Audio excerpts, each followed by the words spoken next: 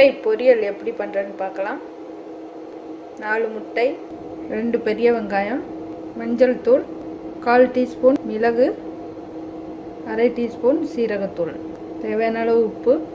நம்மளுக்கு பிடிச்சிருந்தா பச்சை மிளகாய், கருவேப்பிலை சேர்த்துக்கலாம். வெங்காயம் நல்லா நைஸாக நறுக்கி எடுத்துக்கணும்.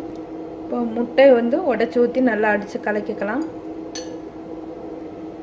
நல்லெண்ணெய் விட்டுக்கலாம். 2 ஸ்பூன் அளவு நல்லெண்ணெய், வெங்காயம்,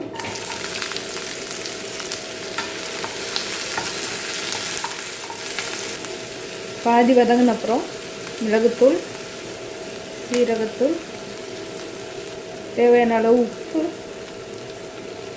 கொஞ்சமாக மஞ்சள் தூள்.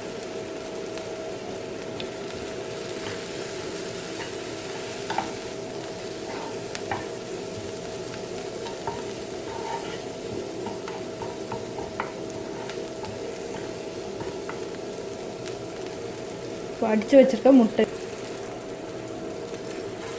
நல்லா கலந்து விடணும்.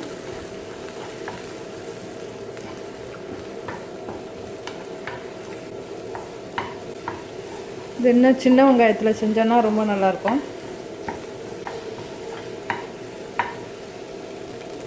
முட்டை பொரியல் ரெடி ஆயிடுச்சு. இப்போது அடுப்பு ஆஃப் பண்ணிடலாம். சுவையான முட்டை பொரியல் ரெடி ஆயிடுச்சு.